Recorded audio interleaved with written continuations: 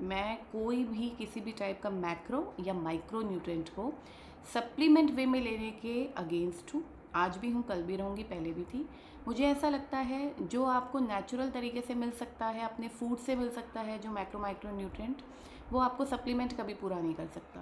मैंने पहले भी अपने सेशंस में बताया है आपको, आज ये वीडियो रिकॉर्ड करके मैं फिर आपको बताना चाहती हूँ छोटे से एग्जाम्पल से। हम सबको पता है विटामिन सी कहाँ से आता है, ऑरेंज से, नींबू से, पपीते से, पाइनएप्पल से, इन सब चीज़ों से। अब अगर एक नींबू की बात करें, नींबू में विटामिन सी है। आप उस नींबू को का विटामिन सी हम कैसे कैसे फॉर्म दे सकते हैं। नींबू से हम नींबू पानी बना सकते हैं, है ना। नींबू को हम गर्म पानी में डाल के पी सकते हैं, अपनी दाल में डाल सकते हैं, उसका हम वाटर ही यूज़ कर सकते हैं ना नींबू का, या फिर चलो उसका लेमन जेस्ट हमने ले लिया।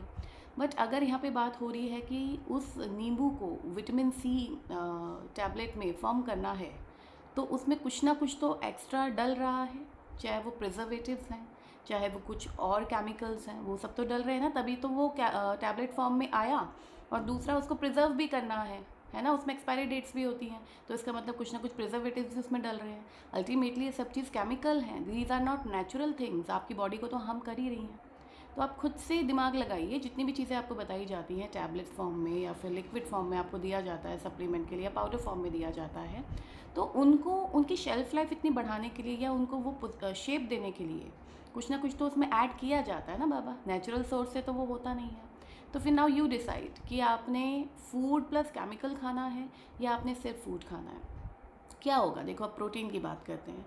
क्या होगा कि आपको प्रोटीन दिन की अगर 50 ग्राम की रिक्वायरमेंट है तो 40 ही मिला, 10 ग्राम कम रह गया। ऐसे तो है नहीं 10 ग्राम या 15 ग्राम कम रहने से आपकी बॉडी वीक हो जाएगी एक दिन में।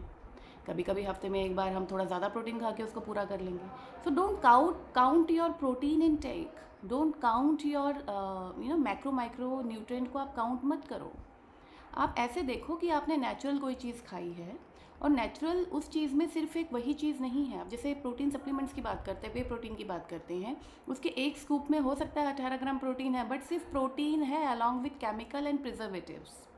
बट वहीं आपने अगर उसी प्रोटीन के लिए दाल खाई, अंडा खाया, किनोवा खाया, चिया सीड खाया, तो उसके अंदर ओमेगा 3 भी है और बाकी मिनरल्स भी हैं, विटामिन भी हैं, है ना, बहुत सारी और चीज़ें भी हैं, गुड फैट भी है।